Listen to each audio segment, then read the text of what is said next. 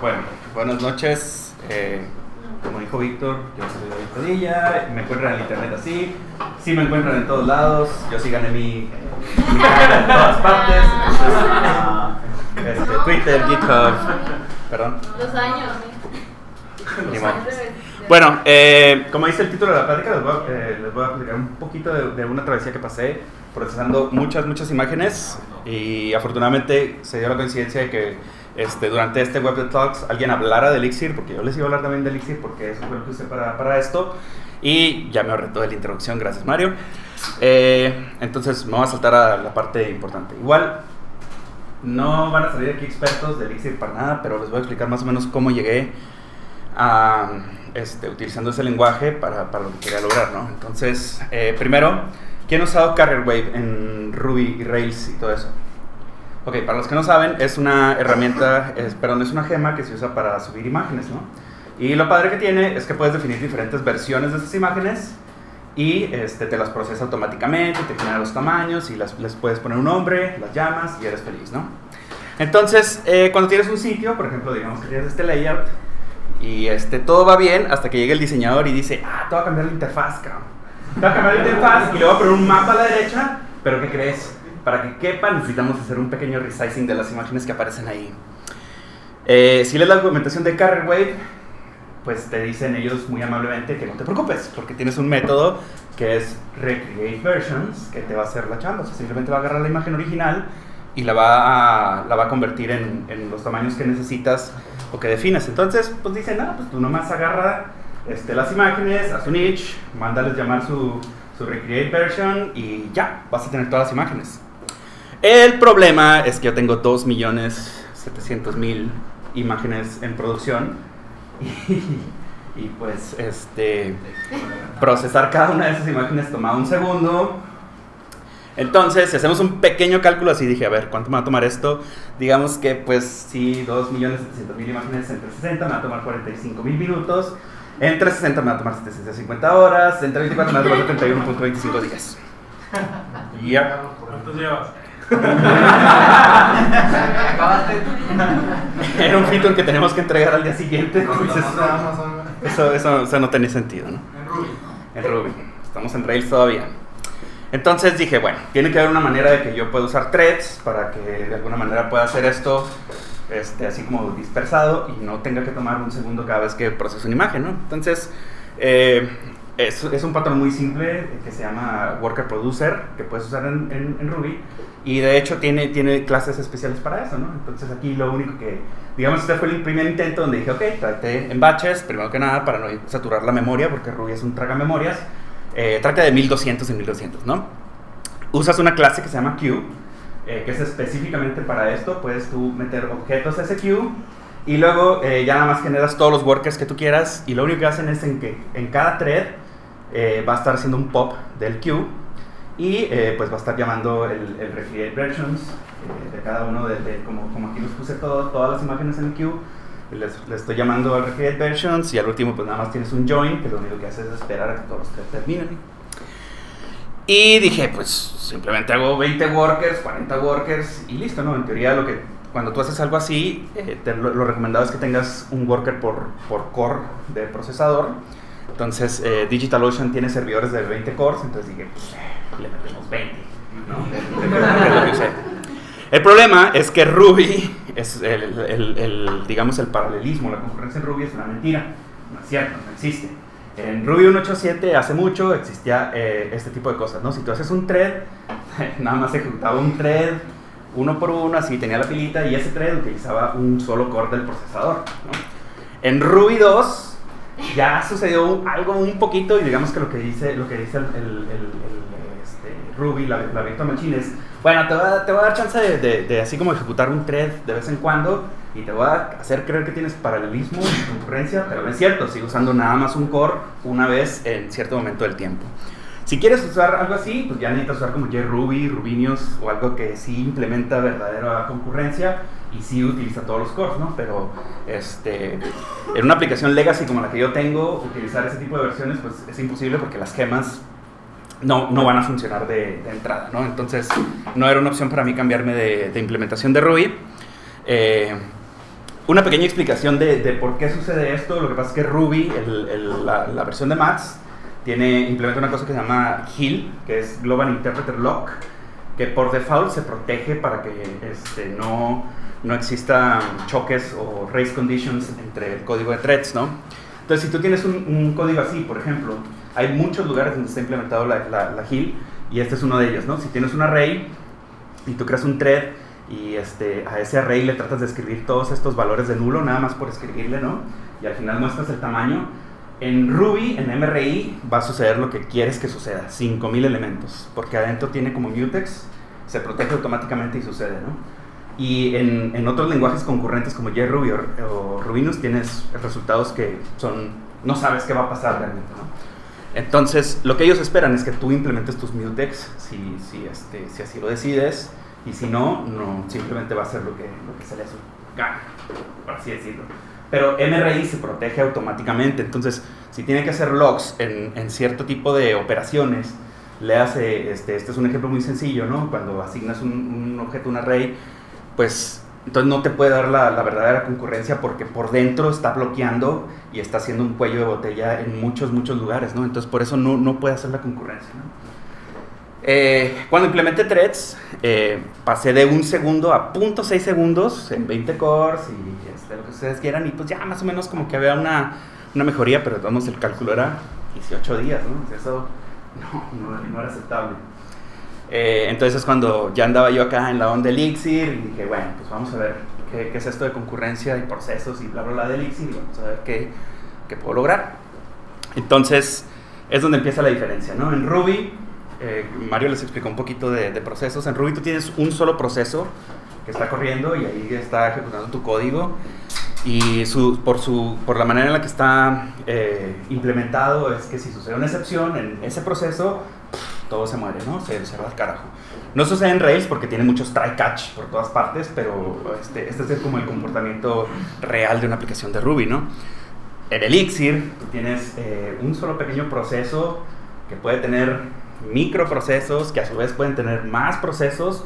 Esto es lo que se llama un árbol de supervisión. Todos ellos se comunican entre sí, y lo que sucede es que si truena cierta parte del código, pues lo único que sucede es que lo reemplazas con otro proceso igual, ya, no pasa nada, no se te truena todo su sistema, no pasa nada, simplemente está todo aislado. Y esa es la parte importante de la inmutabilidad de la que habló Mario, ¿no? O sea, en Ruby, en un lenguaje orientado a objetos, se depende del estado de cada uno de los objetos, y en este caso no dependes de los estados, por eso puedes quitar y poner información así de fácil, ¿no? Entonces, tomando eso en cuenta, yo dije, ok, vamos a ver qué podemos hacer. Entonces, lo primero que tuve que hacer fue crear la aplicación OTP o la aplicación de Ruby, y más o menos este era como mi algoritmo principal, ¿no? Tengo que traer los registros de la base de datos, tengo que bajar de Amazon S3 la imagen original, tengo que crear 2 tamaños, los tamaños que me pidieron nuevos, y luego volver a subir esas 2 imágenes a S3, que es lo que hace Carryway por dentro, ¿no? Entonces, bueno, crear la aplicación, ya les explicaron. Mix es como tu mezcla entre Rake y el comando Rails de Ruby y todo lo que se puedan imaginar, todo lo haces con Mix en Elixir. Y pues cuando le das New, creas una aplicación nueva OTP, y entonces te da así algo similar, ¿no? Te queda como tu esqueletito y lo principal que necesitas, y listo, ¿no? Hasta pruebas. Para traer los registros de la base de datos, utilizas, en este caso hay 2 opciones.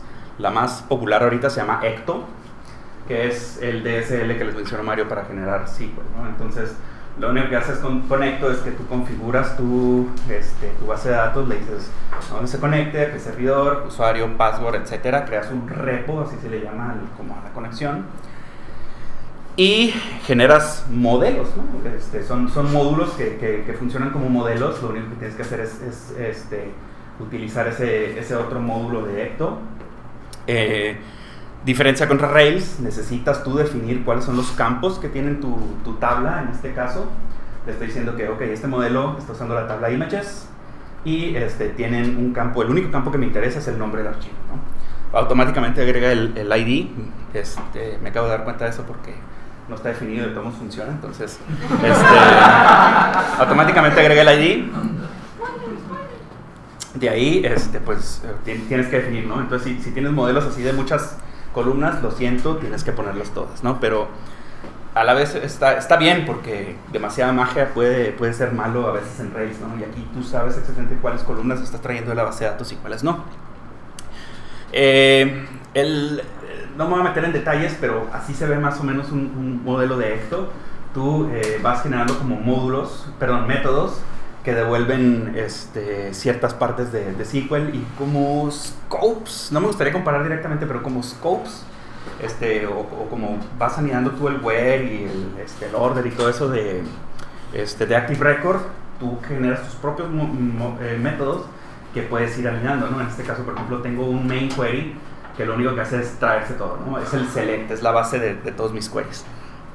Si quisieras en un find, lo único que le diría es, ok, a find le vas a pasar obviamente el ID que estás buscando y este es el DSL, ¿no? De main query, ya que tengo definido acá. Si le pusiera joins o algo así, se los traería para abajo.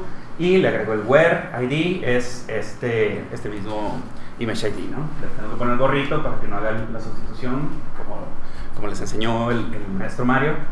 Y así vas definiendo tus diferentes métodos, ¿no? Aquí tengo uno page, que a lo mejor le pasa offset limit, y todos los puedes ir encadenando con pipes, ¿no? Entonces se quedan así todos bien bonitos acomodados y sabes cómo queda tu query, ¿no? Y al final pues tengo un método que lo que hace es, all, yo definí all para que se traiga todas las imágenes y pues esta sería la sintaxis, ¿no? Yo le estoy diciendo al repo, que es como la conexión, digamos, tráete todos usando este main query, ¿no? Entonces en este caso pues simplemente estoy diciendo select asterisco from esa tabla, ¿no? Que está definida en ese módulo. Y como es lo único que voy a utilizar, pues es lo que tengo, ¿no? Eso fue el lado de Ecto. Para bajar la imagen de S3 utilicé pues simplemente un cliente de HTTP que pues si S3 te puede servir las imágenes por HTTP, no tienes que complicarte, simplemente calculo la URL y traigo bajo el archivo, ¿no? Lo pongo en cierto directorio donde yo sepa, y aquí ya podemos empezar a ver un poquito de la sintaxis de pipes, ¿no? Estoy pasándole el nombre del archivo calculado por S3 a HTTP function get y parámetros, ¿no? Que esta sintaxis técnicamente es lo mismo que si yo hiciera esto, ¿no? Si se lo pasara como primer parámetro. Pero como quieres anidar las cosas, pues empiezas a jugar con el pipe. Ya que tengo el archivo abajo, necesito crear los dos tamaños con ImageMagick. En este caso conseguí una librería de Elixir que se llama Mogrify, que es exactamente eso, ¿no? Es un wrapper de Elixir para ImageMagick en la línea de comandos. Entonces chequé la librería y tenía casi todo lo que necesitaba, entonces pues la empecé a utilizar. Y este es un ejemplo de cómo es el método que uso para modificar la imagen, ¿no? Lo que hago es generar un resultado que es como el archivo donde quiero que se guarde esa imagen. Y aquí está otra vez el ejemplo del pipe, bien bonito. A mí sí me gusta mucho. ¿Quién me está diciendo que no le gustaba la sintaxis? Daniel. A mí sí me gusta mucho esa sintaxis, ¿no? Porque tienes, aquí es muy claro, ¿no? Estoy abriendo el archivo, estoy generando una copia del archivo, estoy haciéndole el resize y por último lo estoy guardando. O sea, es súper claro, ¿no? Lo que estoy haciendo. Y si se fijan, aquí se nota la inmutabilidad porque empieza siendo un archivo y como quien dice, voy modificando el mismo archivo en el transcurso de esas líneas, ¿no? Es el mismo que se va pasando de un momento a otro. No se guarda el estado en ningún lado, simplemente agarro mis datos, los modifico una vez, los modifico dos veces, los modifico tres veces y terminan siendo cierto resultado. Cuando dije que casi tenía todo, como les dije, si han usado Carrier Wave, están estos métodos resize to fill, resize to fit, resize to quién sabe qué más. No existían en Mogrify, entonces pull request, le puse al vato ahí te van estos métodos que son como de Carrier Wave, yay, perfecto. Y afortunadamente hicieron merge rápido y los pude usar en mi aplicación, ¿no? Que no sucede siempre. Problema número, ¿cuál vamos? 1, 2, 3. Subir S3, aquí es donde se me complicó un poquito la cosa. Busqué en Google, así rápido con mi amigo, y dije, a ver, subir archivos S3 con Elixir. Y no encontré casi nada, o sea, había muy poca información, ¿no? No encontraba casi nada. Entonces dije, bueno, no me voy a complicar. Existe S3CMD, que es como una interfaz de línea de comandos para manipular archivos en S3. Pues hago una llamada de sistema S3MD y subo el archivo y listo, ¿no? Se sube. Entonces, esta era mi primera versión y funcionaba, pero no era tan rápido, ¿no? Entonces, le hablé así a un amigo y le dije, oye, como que esto no es tan rápido como me lo había encontrado en Elixir.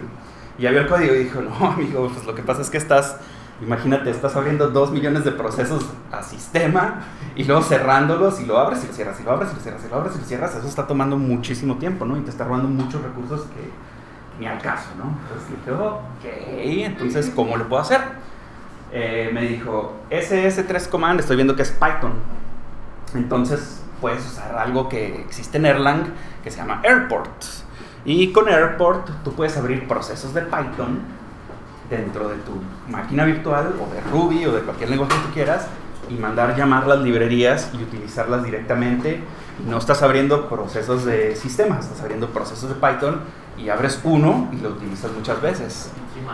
Y ya, espérate, ya vi eso y dije, no, pues suena bien padre, no lo pude echar a andar, definitivamente no lo pude echar a andar.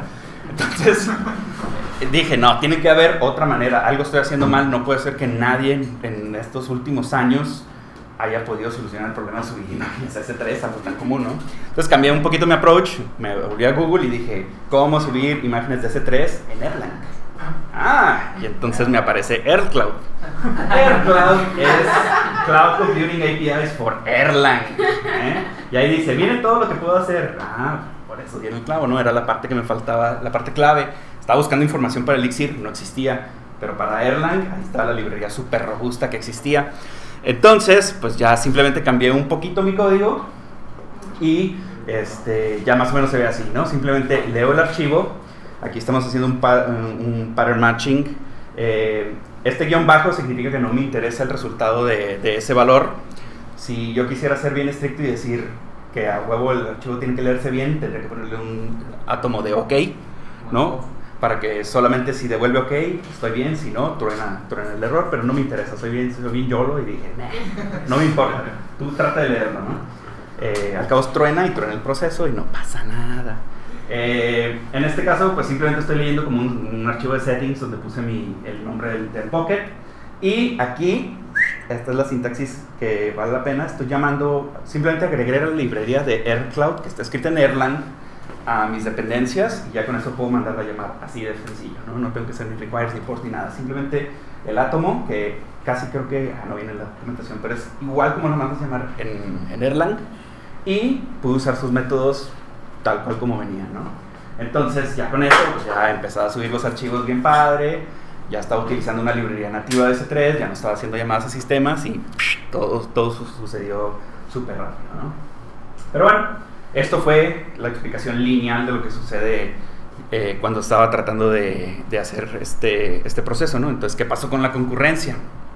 Bueno, lo padre de todo esto que tiene Elixir, Erlang, etcétera, es que si tienes este tipo de tareas, acuérdense que todo pueden ser microprocesos, entonces si se fijan son muy independientes, ¿no? Tú puedes hacer un select de la base de datos y llenas el queue en un proceso y luego tienes un proceso que se encarga de decir, tengo cosas en el queue, voy a empezar a bajar estas imágenes de S3. Y luego tienes otro proceso que dice, ya tengo imágenes, entonces voy a empezar a procesarlas. Y luego tienes otro proceso que dice, ya tengo imágenes procesadas, voy a empezar a subirlas. Y son como 4 cosas bien independientes que se dedican a hacer su chamba. Y no importa que cuando trates de bajar un archivo truene porque no existía, porque a lo mejor estaba mal en la base de datos, simplemente va a decir, tronó, bye, sigo, tronó, bye. Sí, entonces todo es así como atomizado. Y eso hace que el sistema sea a prueba de fallas, o sea, simplemente está funcionando.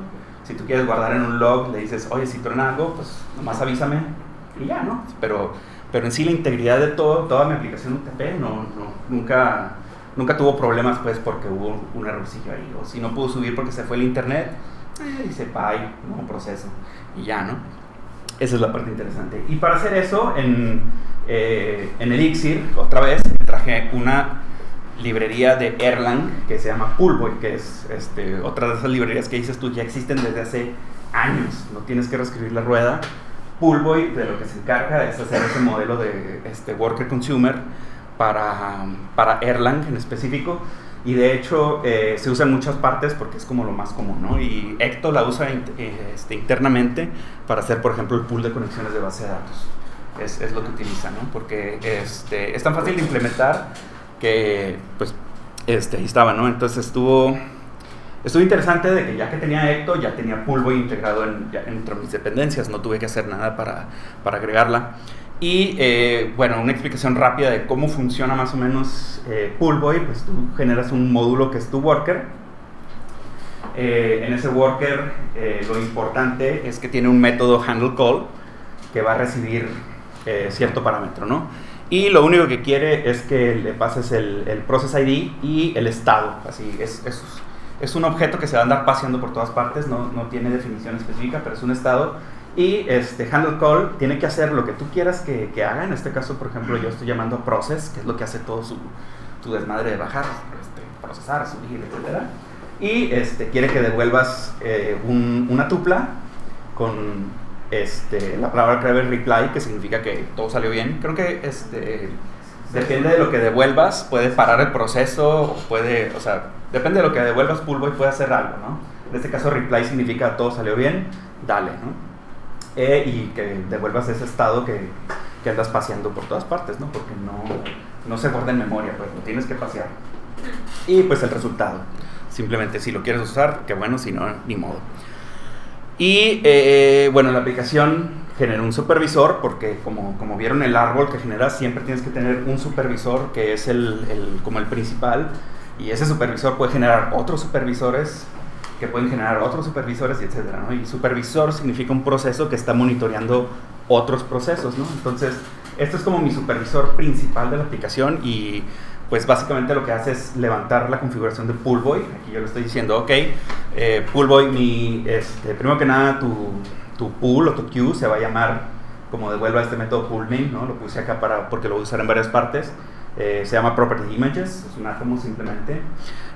Y tu worker es el módulo que definí en el otro archivo. El tamaño 20, porque tengo 20 cores, entonces no quiero que crezca más de eso, simplemente quiero 20 procesos de Pullboy. Max Overflow 0. Lo que puedes hacer con Pullboy, que es diferente a otros queues, es que yo le pude haber dicho 10, que empiece en 10 y que tenga un overflow de 10. Eso significa que solo va a poner 10 procesos, y si se llena va a empezar a crecer, pero solo hasta otros 10, ¿no? Y si deja de trabajar, otra vez se hace chiquito, y así sucesivamente. O puedes ponerle 0 y el max overflow 20, y entonces empieza sin procesos, y si tú le empiezas a mandar chamba, empieza a crecer, y cuando se le acaba la chamba, otra vez se hace pequeño, ¿no? Entonces, así es como funciona, como es Pullboy, ¿no? Y bueno, en mi módulo principal, o sea, ya este es el principal de la aplicación OTP. Lo único que necesita, pues, es un start, que es como el main de C, ¿no? Es el método que se va a mandar llamar cuando tú ejecutas la aplicación. Y pues lo único que le estoy diciendo es arranca el supervisor que definí la vez anterior, que es como el papá de todos. Genera el queue, ¿sí? Empieza a llenarle al queue de procesos. Y por definición tienes que devolver un supervisor de este método para que Elixir sea feliz, ¿no? Si tú haces start, tienes que devolverle un supervisor. Eso es todo lo que te pide. Mi método en queue, pues lo único que hace es agarrar todas las imágenes, pasarlas por un enum, ¿sí? Each. Le paso esa, y lo que hago aquí es aquí es donde empieza la magia de Elixir o de Erlang, ¿no? Le estoy diciendo, ok, por cada una de esas imágenes, haz un spawn, que es un proceso. Ahí es donde tú dices, a ver, genérame un proceso.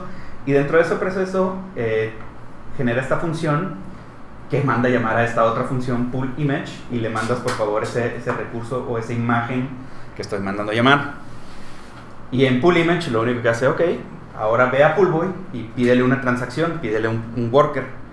Y si Pullboy tiene, pues le va a decir, ahí te va la transacción de ese pull name en específico, y ¿qué quieres que haga? Pues genera esta llamada, y aquí estoy paseando la imagen, ¿no? Se va para allá a process image, y entonces arranca todo lo que tiene que hacer ir, jalar la imagen, procesarla, subirla.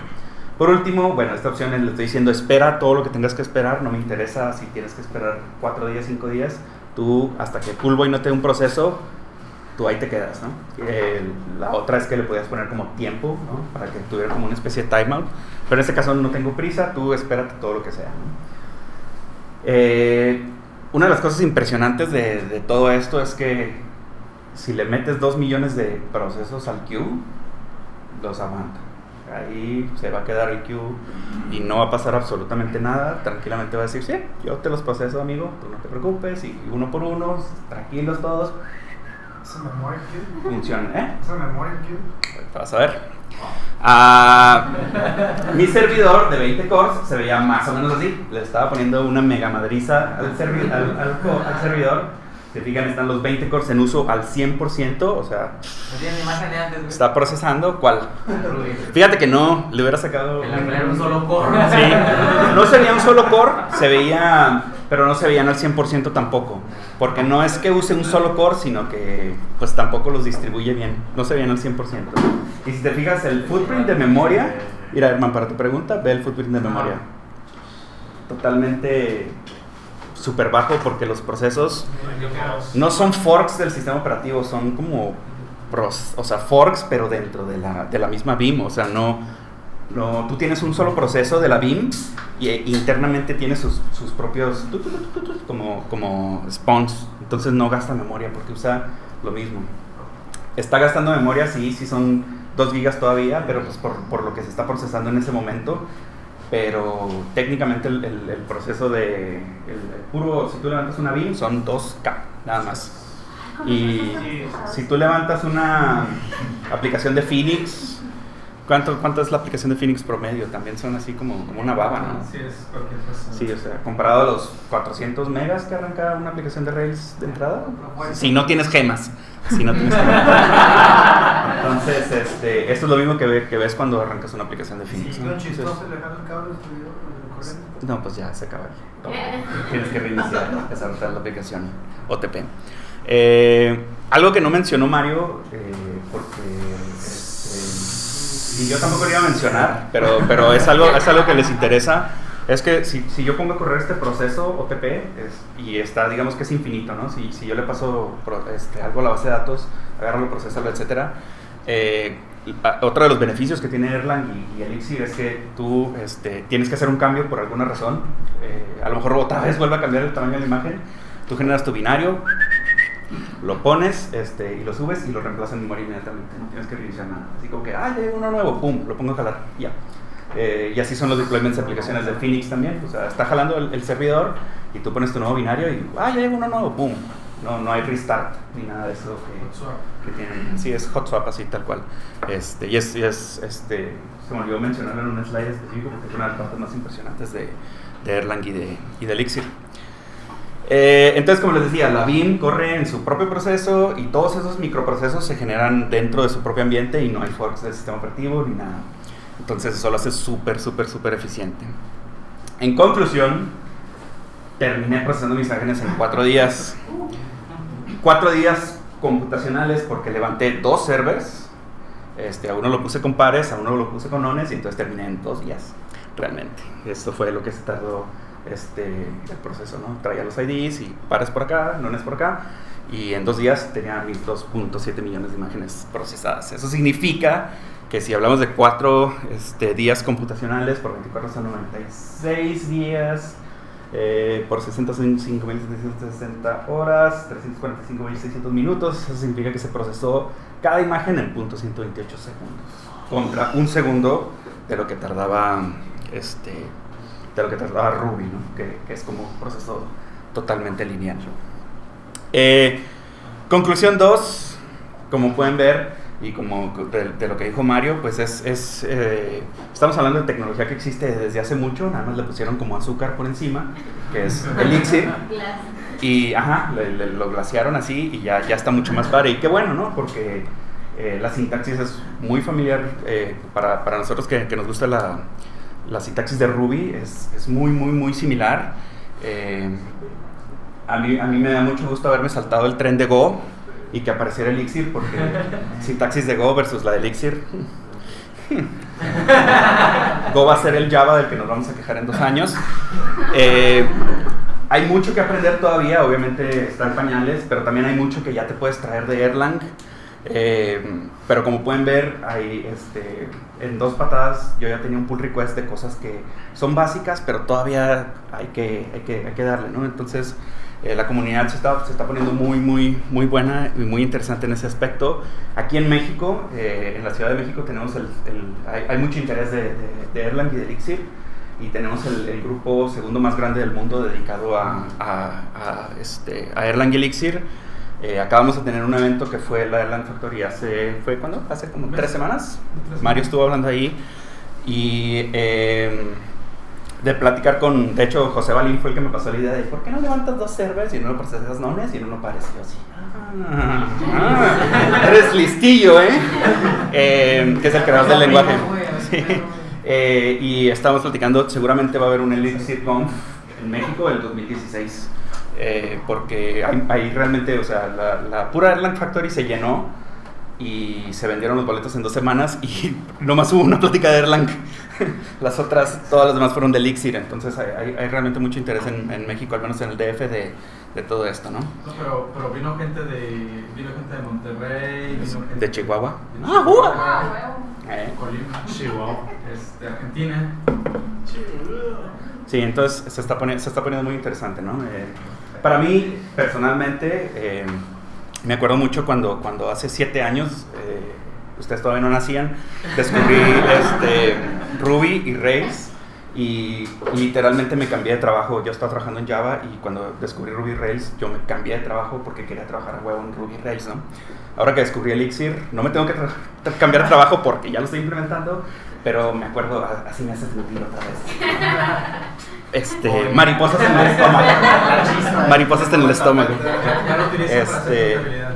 Sí, y hay muchas cosas muy interesantes que puedes hacer. Por ejemplo, cuando descubrí que existe Airports, que puedo generar procesos de Ruby, me quedé pensando, ¿y si levantas un proceso de Ruby de una aplicación rack y empiezas a hacer un servidor que por encima tenga OTP, pero esté sirviendo una aplicación de Ruby?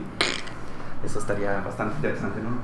Quitas a Puma y quitas a Unicorn y tienes un servidor fault tolerant que sirve una aplicación Rails.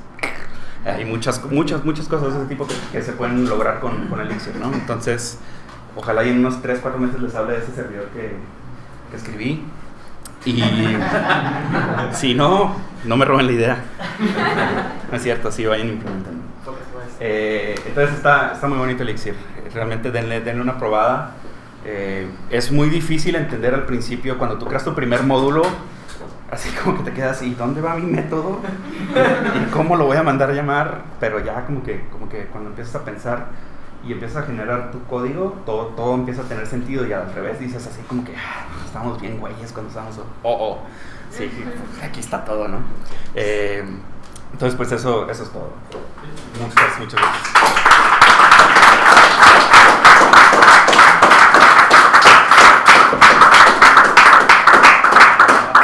Algo que yo no mencioné y que obviamente tampoco tú, pero...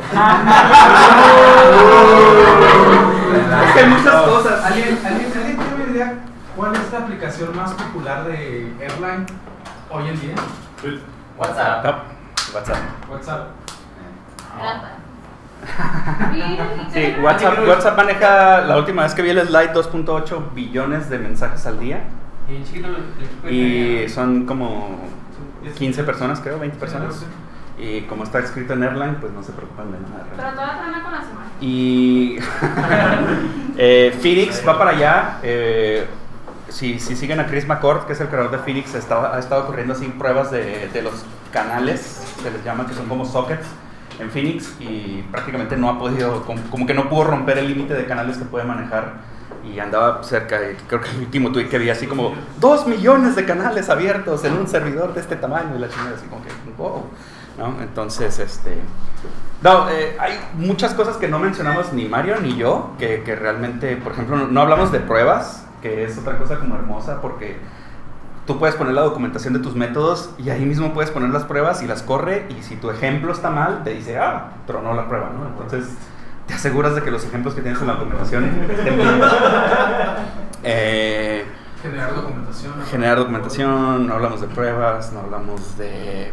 No, muchas cosas, ¿no? Eso es un mundo realmente muy grande como para cubrir y ojalá y después me inviten a hablar de otras cosas de Elixir. Claro que sí.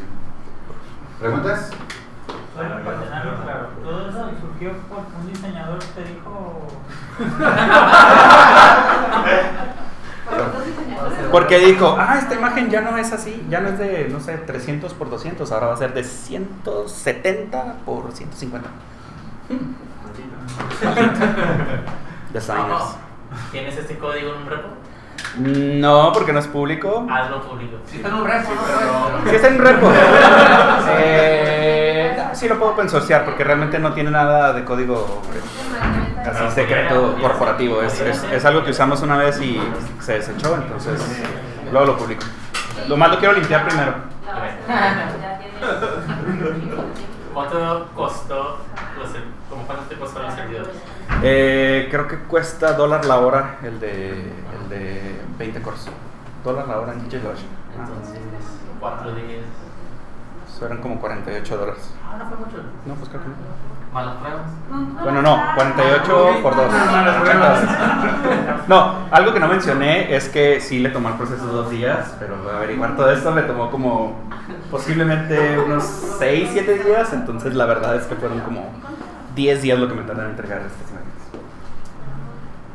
Iban a ser 2, pero 3 preguntas. Va. ¿Cuánta memoria tiene el servidor de 20 cores? 64 gigas. 64. Y ¿podrías haber partido el trabajo en más partes en vez de 2? ¿O no era? Por ejemplo, para tener un día o en... Sí, claro. Te digo, ahí por ejemplo lo único que hice fue pares y nones. Pude haber hecho pares, nones, perdón, módulo 4. Módulo 4. Y partirlo en 4, módulo 8 y partirlo en 8. Sí pude. ¿Usaste Elixir porque ya estabas usando Elixir en algún otro? Porque tenía el interés de aprender Elixir y fue así como que, caso de la vida real. Ahora lo que quiero hacer, ya que me subí al tren, por ejemplo, ahí en Easy Broker tenemos que jalar todos los días muchos archivos XML.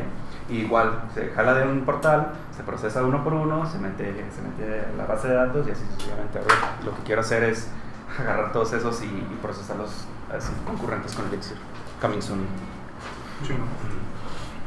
¿Más preguntas? Vamos. Bueno, un aplauso para el